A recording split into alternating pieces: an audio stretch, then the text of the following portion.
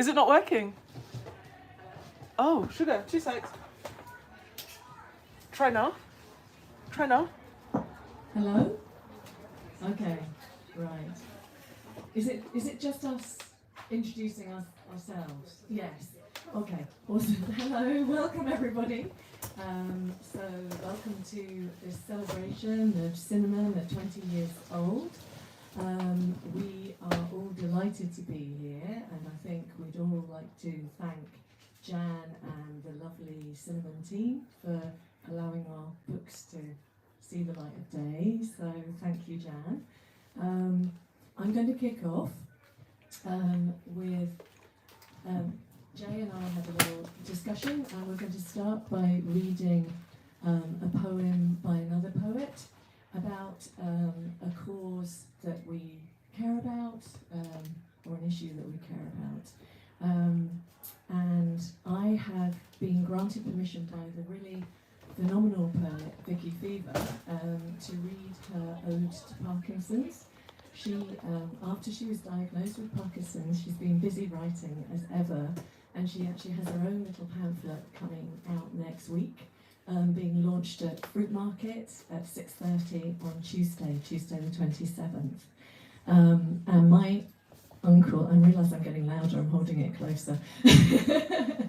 My uncle Rod has recently been diagnosed with Parkinson's as well.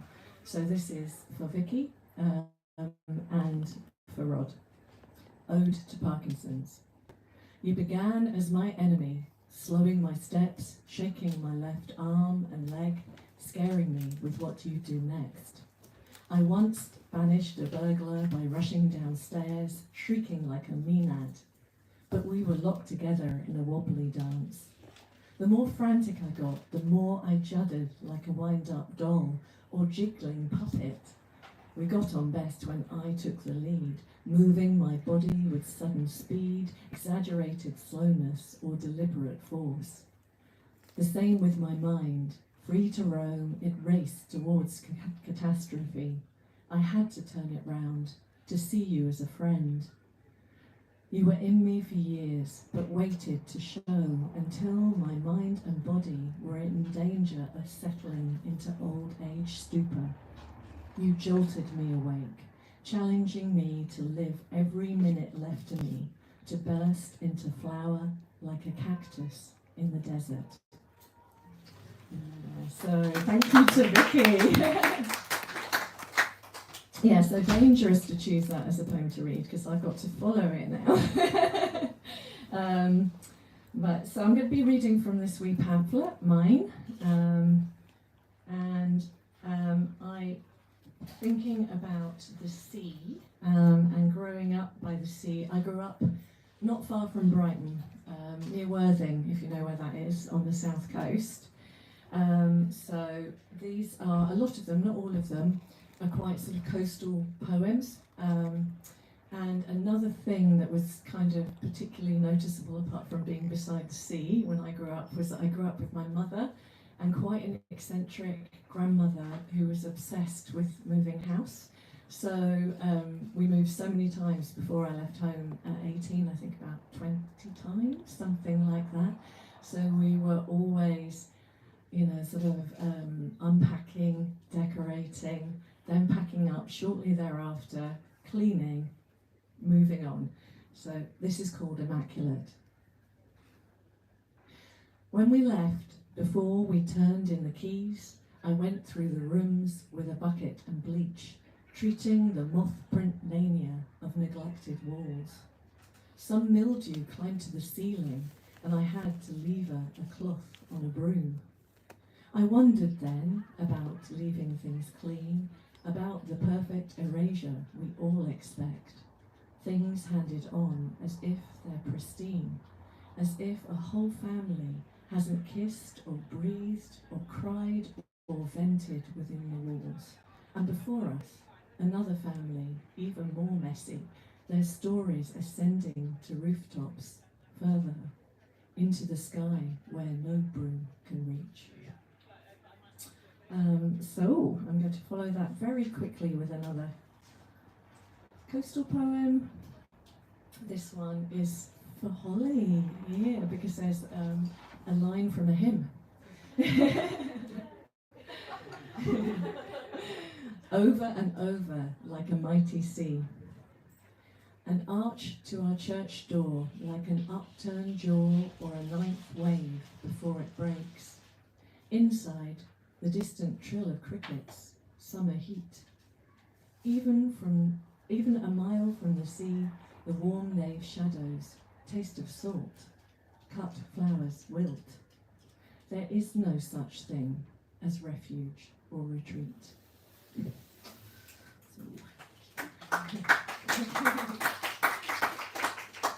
Thank you. Okay, staying with the watery theme for a little while longer. I came across this amazing book by a chap who lived in sort of the latter part of the 19th century and early 20th century, called Vaughan Cornish, who was a geographer, and he did a sort of study of all forms of inorganic waves, whether in the air or sea or land. And it's a book called Waves of Sand and Snow, which came out in 1914, and it contained 88 fabulous black and white plates to illustrate it. And he really loved waves. And one of the many delightful things he said about them was, if of all the manifestations of the inorganic world, waves are the most like living forms, so, which I really liked. Anyway, Waves of Sand and Snow. This is where wind presses its cheek to the sand, where sand attempts to form a spine.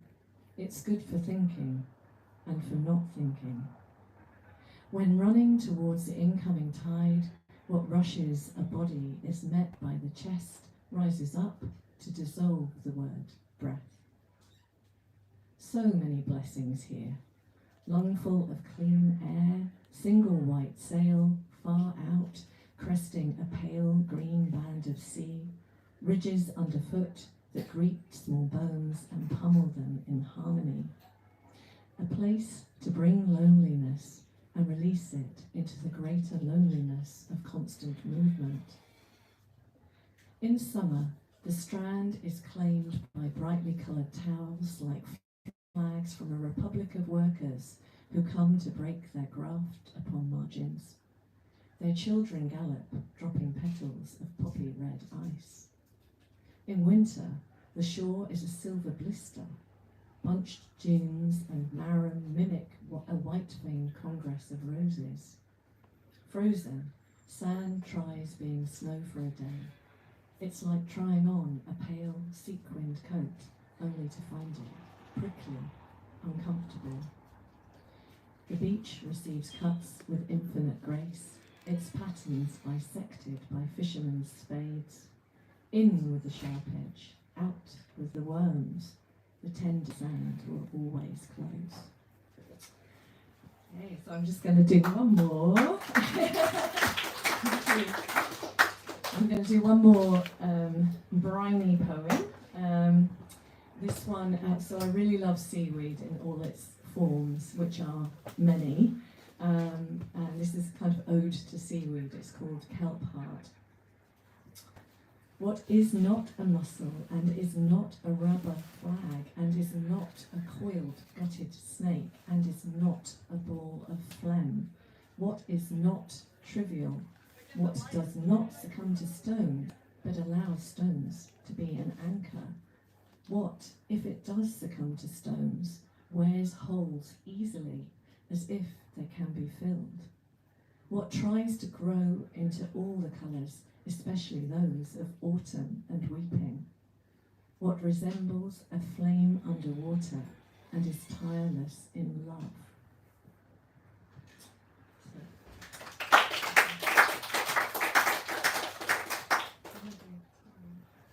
Oh, okay, got time. I'm going to go back to sort of the Victorian era, just a little bit further back, and instead of a geographer, I have written a poem in response to the paintings of, well, she was a painter, but also a spiritualist medium called Georgiana Houghton. And she, after several losses in her family, sort of tragic losses, just became drawn to spiritualism and then discovered mediumship, and through mediumship created all these kind of astonishing paintings of the spirit world, particularly the kind of, you know, beings that she saw there. And they really are worth checking out. I mean, they're quite sort of psychedelic, almost sort of kaleidoscopic, quite intricate patterns over the top of them. They're kind of astonishing, like something you wouldn't expect to see in the 19th century at all. And she had an exhibition, but it was really mixed reception. She got some flack for it at the time because there were abstract elements before abstraction was a thing in art.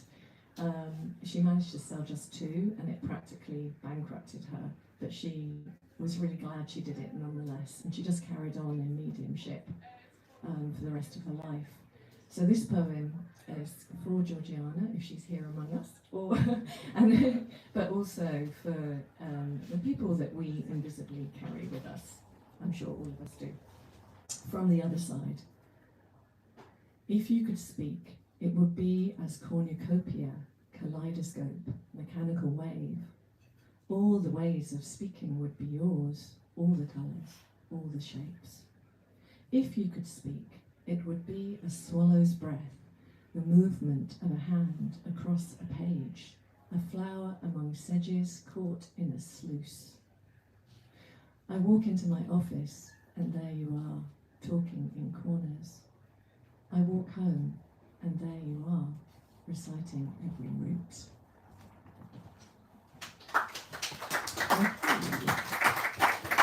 So I've just got 2 more. Right, so this one is sort of inspired by my own small children, although rather apocryphally, because this never actually happened, but could have done. This is kind of about the appetite, the endless appetite of tiny children, and the way they don't really have boundaries, and the way that often they don't realise what they're doing. And so it's about sort of the destruction of butterflies in the back garden. It's called Godzilla versus Mothra. Suffer, small bluish, its fruitless death. You bring me reds, hoping I'll smile, coppers to the plate, wing stuck, vibrating on this stormy moth day, this pity party in which insects are weak, and you a strong little Toho monster, anti-Mothra, slayer of garden Lepidoptera. I take your fat palms, pink, sloppy-hearted peonies, and extract the last crushed cabbage white, its leaves and cinders, loving you, even as I tell you, stop.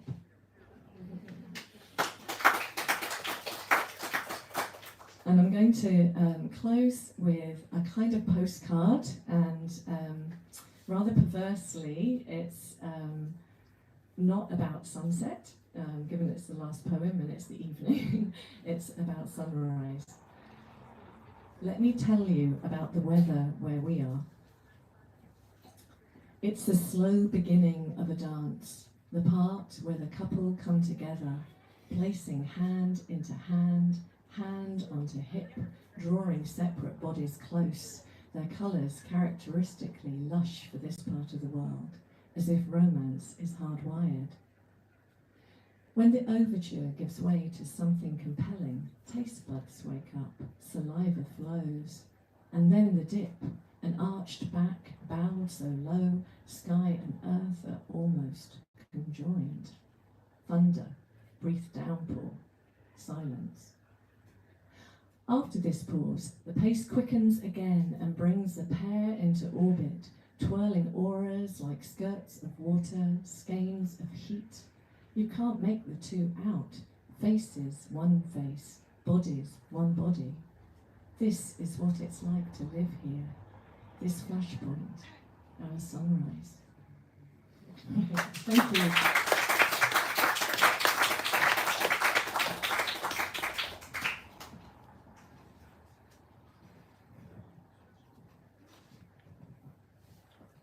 Good evening.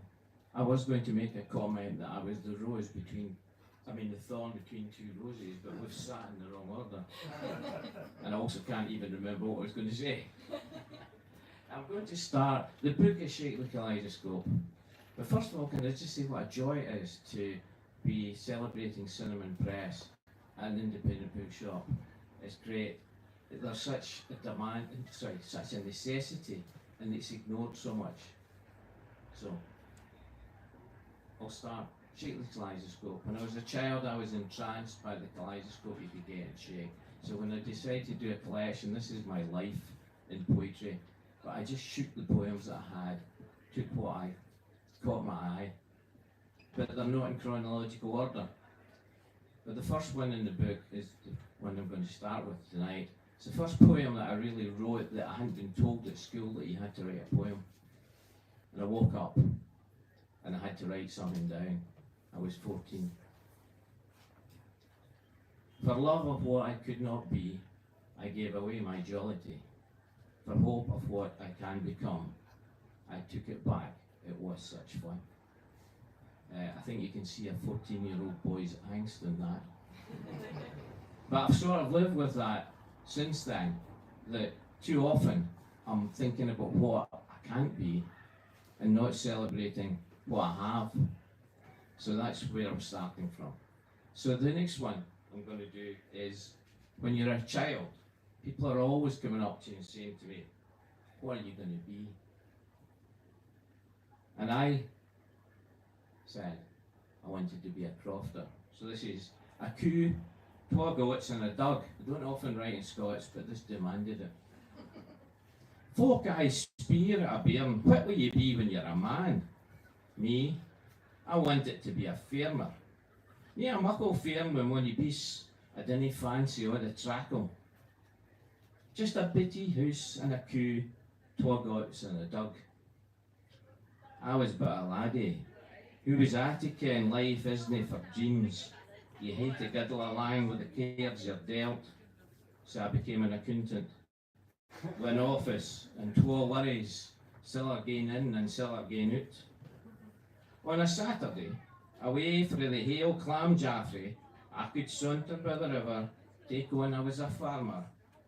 On my ain land, Ben and Glen belonged to me. On a Monday, the hale Wigmaleary was back in the press with a wax jacket.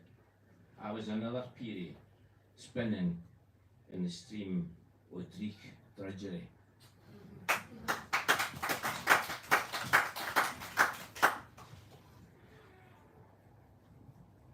I ended up being an accountant up in Glasgow, but I decided after a while that this wasn't for me, so I set them on. I don't know why I thought that would be for me, but I did that. And this is one of the reasons that I set up on. This is year 31, Nor Man's Empty Praise.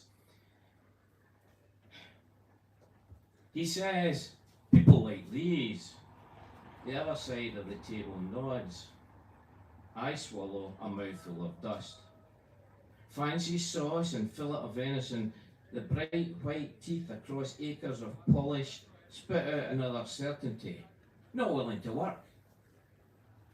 The man who inherited a name, an estate, a shipping line, the man who is tall. I hate his height, his teeth, people like him. I eat the meal, praise the careful wine, accept the whiskey. Same name as the small man who smiles and owns this building. Do I hate him? Not as much, for he is my height. But then he repeats people, that separate race who grind the streets below. These people don't know they're born. I rattle the silver spoon in my coffee and stir in sugars from Caribbean plantations. Swallow words that would cost me my job. Consider who pays.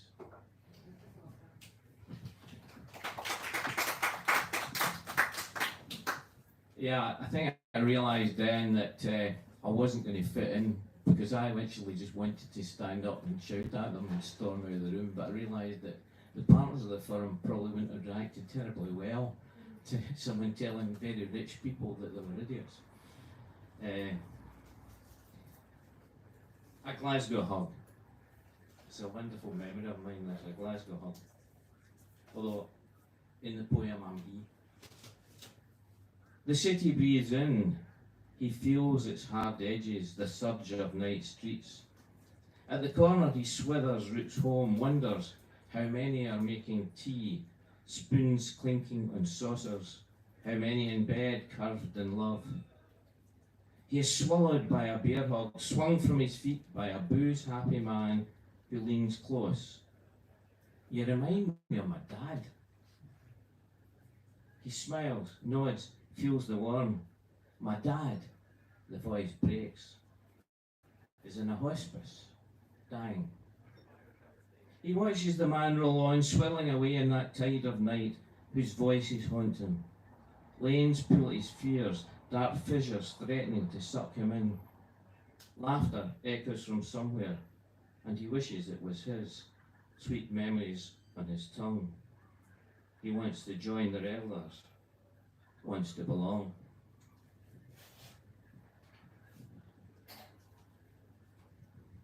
It's strange, before I went to poetry nights, it would have frightened me, standing in the bus stop and some man grabbing you and swinging you off your feet.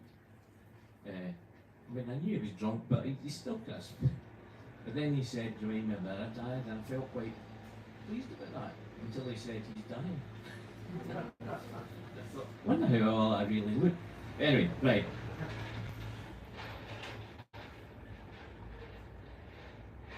To sail away. We used to always escape by going down to Millport.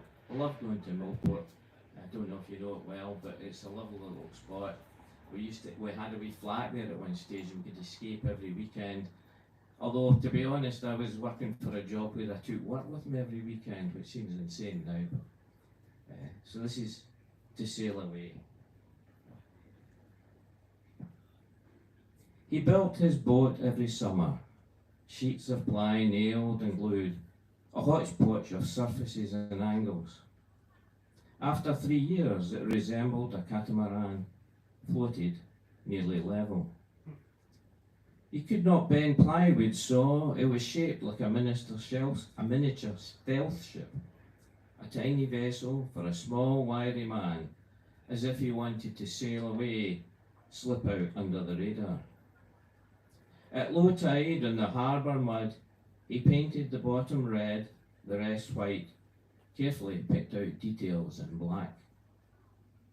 One day, he erected a short mast, mounted a small outboard on the stern, futted round the harbour. He moored it in a long rope from the quayside, so that it rose and fell with the tides, the only movement it made from that day on, until pulled ashore the following summer. Its twin hulls, with blunt bow and flat stern, like red and white coffins in the slitway, holding a dead man's dreams.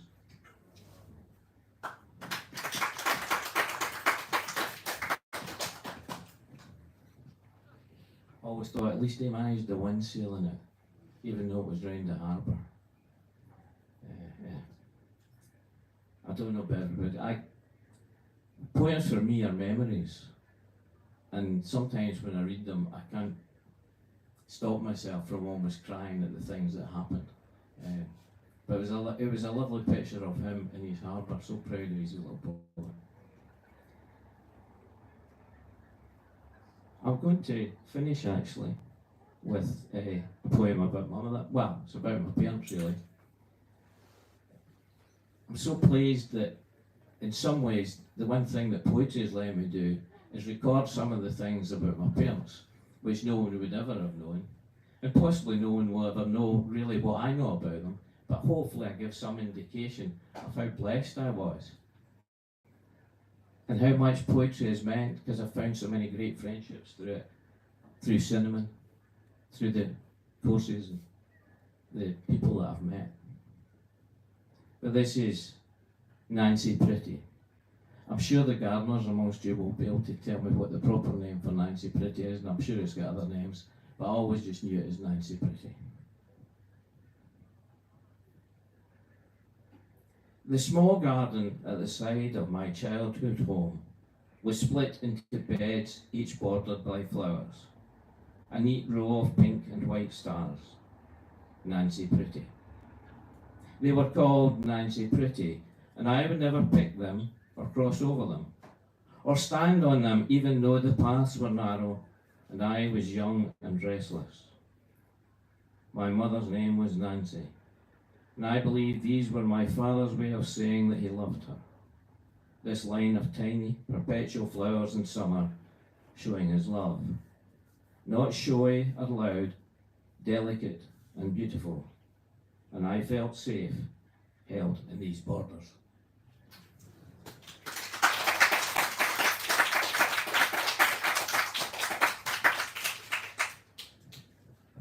Thank you, George. Okay, over to me. I've got too many things on one knee. Would you like to hold my phone? There you are. Just tiny. Okay. So yeah, I'm also delighted to be here to celebrate Cinnamon's 20th anniversary. Cinnamon, as many of you in this room know, has always published Scottish writers, and I think there are several people here tonight who know that very well.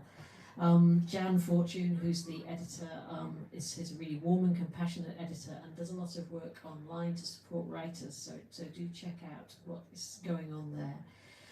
I've always been quietly impressed at the values that Cinnamon upholds. For example, when they came off social media, well ahead of the curve, that was that actually turned out to be spot on, and now I'm certainly sort of heading in that direction myself. So here's to Cinnamon and other indie presses.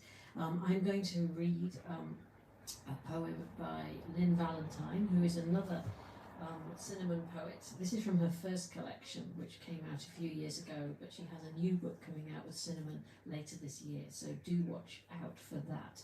And in fact, she is doing an online reading next week, I do believe. So if you want to know more about that, tap my shoulder and I can put you in touch with someone who can tell you more. This is by Lynn Valentine and it's called The Cleaners. Some unknown people dust the world, mop round after tragedies, offer a clear river, a green park, somewhere fresh to sit and think. My dad, a councilman, minimum wage, clearing roadside drains, other people's silt and shit. I knew the name of Wales disease when I was small, would worry on it, survey dad for a sweaty brow, an unlikely cough. Some days he'd come back pale, the man after the accident, the man after the ambulance, the man after the police had gone, the man who would damp down blood, throw down sand, lift gristle up in both his hands.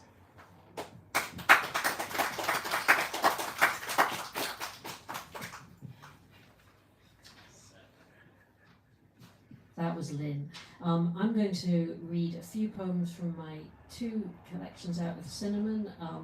The first one, Wristwatch, came out in 2017 and Sweet Anaesthetist came out in 2020 in the COVID pandemic, which was a terrible time to try and launch a book. But I'm going to begin by reading, as we're sitting in a radical bookshop, I thought I would read a poem about a radical bookshop that was very important to me when I was growing up in Nottingham. I grew up in Nottingham in the 1980s. It wasn't a great time to be coming out because there was nowhere really, there was no internet, there was no way of finding out what was going on, but there was a radical bookshop. Radical. Where do you go when dictionaries fail, omit you, at best pathologize, smear you? Kick open the rain-swollen door to Mushroom Bookshop. The bell's ding announces you, thank God for steamed-up windows. Inside, a friendly fug tinged with tuberose incense. On every spare patch of wall, flyers and posters curl their corners. Demos, solidarity with the miners, Nicaragua, buses to Greenham, meetings you never brave. Skirt past Marxist theory, environmental issues, past black studies and animal rights, to the gender studies shelf, where lesbians and gays bleed into each other.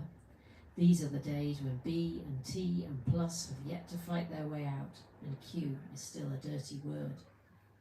To stand here and read, the act of standing, the act of reading, declaring who and what you are, seeking community, seeking common cause. It's time to break from your cul-de-sac, overcooked meat and 2 veg, education to keep you in your place, hate blaring from TV and radio. They can't mean you. You're coming to see the means of definition are owned by others. You were born into occupied territory. Insurrections needed. You haven't found the word for that yet, either. Go to the margins. Keep flicking pages. Eventually, you'll crack open.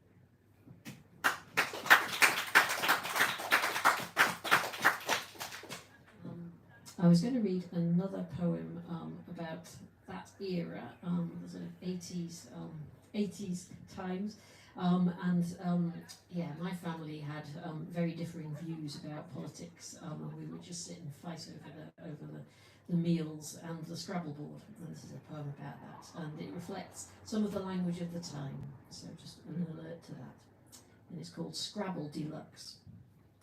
We played out our Cold War manoeuvres, UDM versus NUM, news of the screws versus the observer, the wrongs of the voice of reason, AIDS, all they deserved. No matter what insults already slung over mince on toast, mother's pride spread with marge, tinned peaches, 3 generations would sit back down at the same table, at the 4 sides of the board, a different battlefield. Count out your 7 tiles, hoping to lay down a triple word score, a 7-letter word that would silence the rest. That would show 'em. Quim. Lionize. Despair. Was that 3 words were all played at all Scrabble games?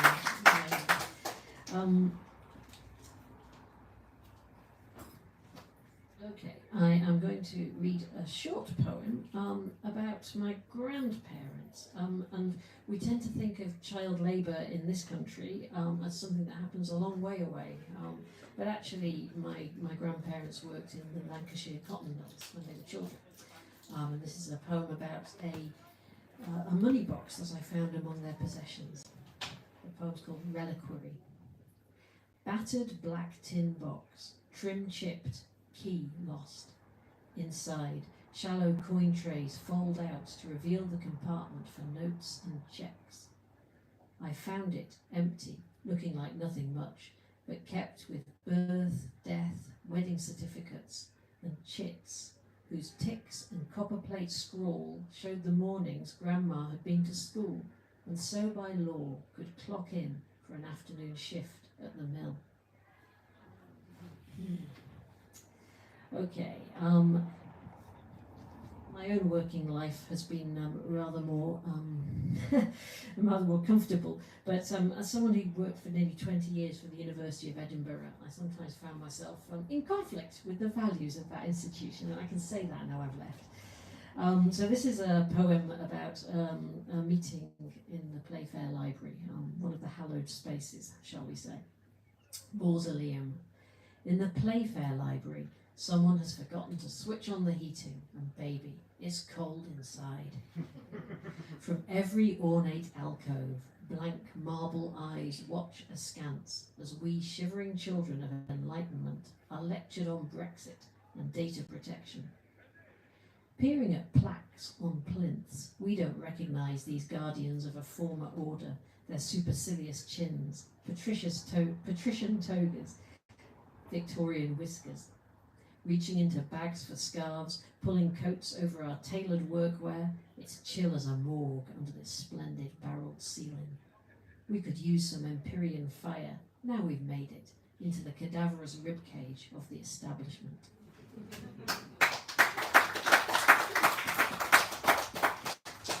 Okay, how am I doing? Maybe read a couple more. Yeah, this is turning into a greatest, my favourite poems that I like to read. Oh dear, there are worse things. This is a poem about a terrible piece of furniture that was part of my life for many years. It was a nasty piece of utility furniture that my late partner Morag had brought into the relationship with her, and I hated it. And anyway, once she died, I was able to get rid of it. But it was horrible. It was horrible. It wasn't the kind of thing you might buy or find in a shishi retro shop. I couldn't find anyone who would take it from me. The council had to uplift it. That's another poem. Anyway, utility piece. Utility piece. It's time to rehome you, hippopotamus. Squat in the corner, scuffed veneer, the colour of the 80 a day you absorbed for decades. I never liked you. I can say that now. You came when I married the youngest daughter. No one else had room for you, so we took you home, fed you a terrible diet, crammed you with board games, a tangle of connectors, adapters, chargers. You belch booze reek when I open your doors. And now I'm widowed, I wonder why I tend you, oxpecker busy. You were part of her childhood, not mine, yet you've outstayed flat pack and 2 sofas. Oh, hippopotamus, handles chipped, bulbous gnarly legs too heavy to lift. Do you remember, after her funeral, in our home for the first time, her brother said, outraged, how did you get that? And I, the unhappy inheritor, retold our story.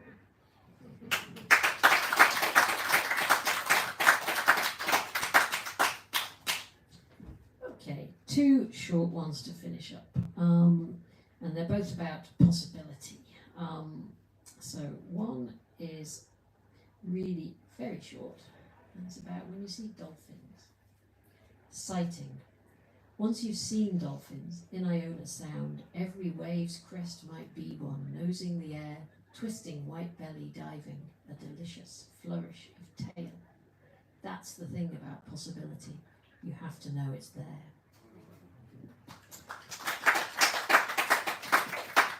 And lastly, a poem that's a very Edinburgh poem. It's in Wristwatch, and it's a poem I wrote when I was kind of definitely on the mend after my cancer treatment. And it's prefixed with an Audre Lorde quote. I found her cancer diaries immensely helpful while I was going through all the treatments. And the quote is, "This is my life, each hour a possibility, not to be banked." Possibility. The sun rises, as it must, every morning. Slumbering still, the dog lifts his head, and a roar of energy surges. I could pump up tyres and cycle to work, walk the dog up Wester Craig Locket to see how it looks today, at this hour, in this moment. Write letters to a far-off government, march on an embassy. Work too. I could do what I am paid for. Sing freewheeling down Middle Meadow Walk, garlanded by birdsong. Meet my lover, channel the current, touching her is touching life itself. Count stars as they circle the sky, with me or without me. Thank you very much.